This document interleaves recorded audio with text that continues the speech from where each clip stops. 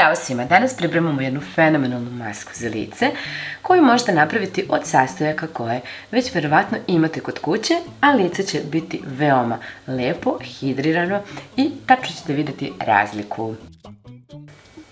Banane su bogate vodom i pomažu u zadržavanju vlage u koži, a također sadrže i puno vitamina, minerala koje su potrebne našoj koži.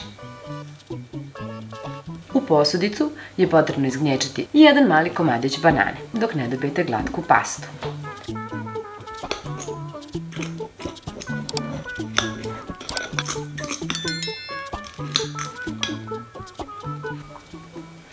Nivea krema je veoma popularna i poznata krema koja se koristi godinama.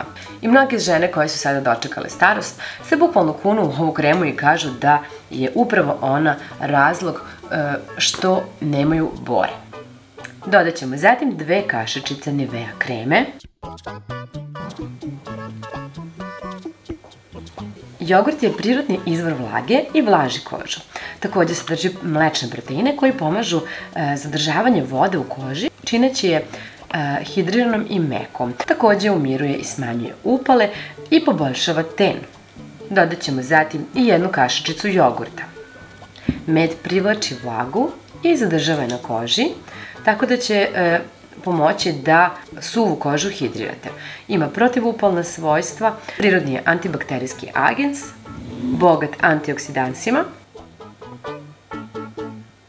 U sve ovo dodajemo i kašičicu meda, pa ćemo sve sastojke dobro promešati dok ne dobijemo homogenu smesu. Masku nanesite ravnomerno na čisto lice, a možete je nanositi i na vrat.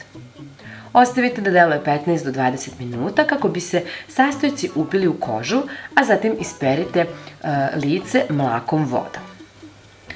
Nivea krema će pružiti dodatnu hidrataciju, jogurt će umiriti kožu, med će delovati kao prirodni antibakterijski sastojak, dok će banana osigurati hranljive stvari i vitamine. Vaša koža bi trebala izgledati nahranjeno i hidrirano nakon korištenja ove maske. Masku možete čuvati u frižideru najduže 2 do 3 dana. Preporučuje se korištenje ove maske 1 do 2 puta nedeljno.